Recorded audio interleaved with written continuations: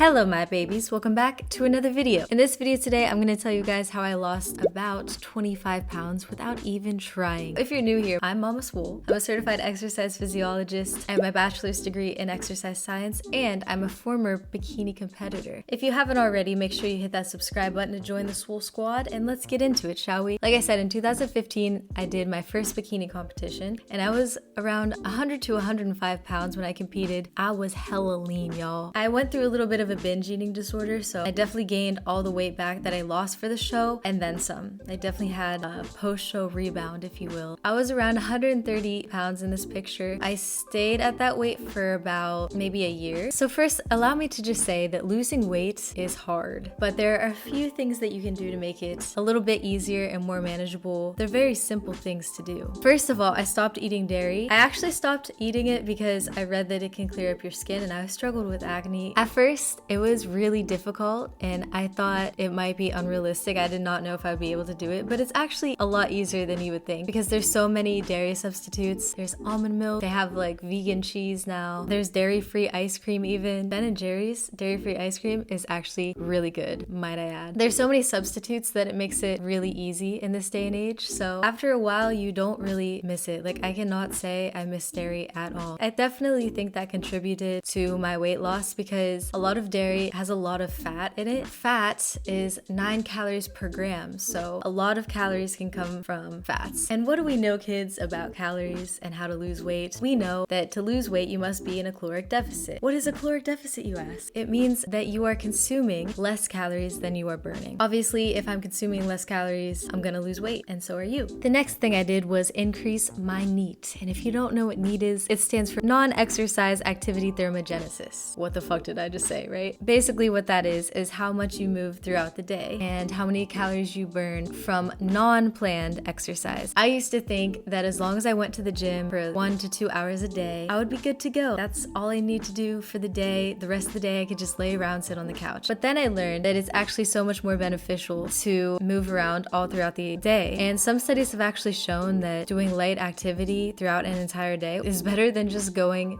to the gym once a day and then sitting on your couch for the rest of the day. So I started to walk my dog more, clean the house. There's so many easy little things that you can do to increase your NEAT. Park your car farther away from the grocery store. Like, just all these little things that you wouldn't think add up, they add up. Increasing your NEAT increases the amount of calories you burn per day. And now that we know that a decrease in calories equals an increase in weight loss, that is very important, right? Right. The third thing is I took care of my mental health. So the funny thing about me being at my heaviest is I was also at my mentally worst. It's like I was at my worst physically and mentally. I started going to therapy. It took me a while to find a good therapist, but once you find a good one, it's the best thing ever. I just didn't want to be a victim anymore, and I knew that if I felt better mentally, I would start to feel better physically, because the more you're stressed and depressed and everything, the more your body's going to release cortisol, and the more you're going to gain weight, or the harder it's going to be to lose weight. So yeah, it's definitely important to take care of your mental, not just because you want to look good, but it's really important that you feel good. And that's another thing. I feel like every single time I post both of these pictures, there's somebody that tells me that I look good in the old one, or I look better in the old one, and then someone that tells me I look better in the new one. But it wasn't just about how I looked, it was that I felt really terrible. So that just goes to show that just because one person thinks you look better one way, what really matters is how you feel and what you feel best at. So I personally did not feel good at 130 pounds. That might be different for somebody else, and somebody else might think I look better at that weight, but at the end of the day, it doesn't fucking matter because I didn't feel good, right?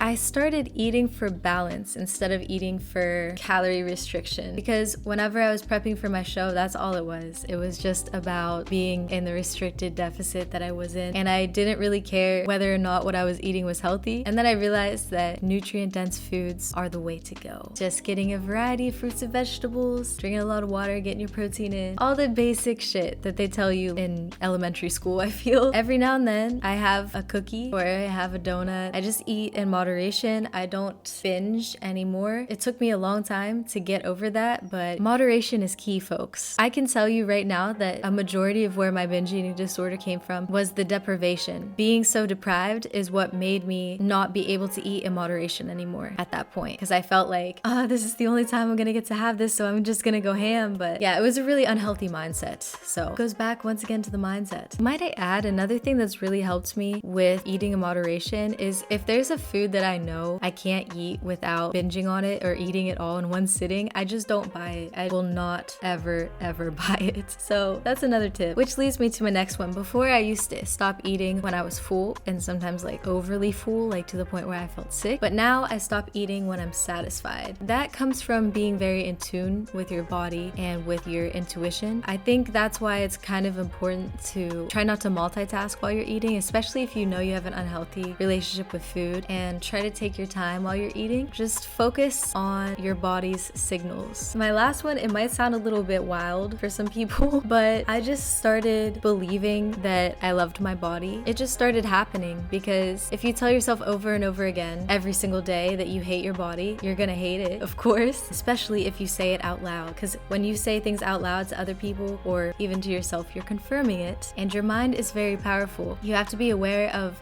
your subconscious, like what you're constantly thinking and saying about yourself and about your body and what you're focusing on, because it's really easy to focus on things that you hate, but focusing on what you love will lead to less stress. Like I said earlier, stress will make you retain weight. The more you are just happy and tell yourself that you love yourself, the better you're gonna feel. The unwanted weight in turn may start to drop. And that is what I did, folks. I honestly never set out to want to lose weight. Even when I was 130 pounds, I knew I wasn't happy, but I didn't want to restrict myself anymore. I didn't want to try to diet anymore, so I was just like, you know what, fuck it. And I also didn't really care, because like I said, I was like really depressed. I was too depressed to even care about losing weight. Over time, I bounced back, and now I'm at a really healthy place where I can honestly say I feel great about myself. You can get there too. If you're not there right now, take this video as inspiration, try to apply some of these tips. I can't promise that what works for me will work for every single person, but the key is just finding out what will work for you, because everybody's body is different. I hope you guys enjoyed this video. I hope it was helpful. If it was, make sure you give it a like. Comment below if you have any questions or concerns, or if you just think I'm cool,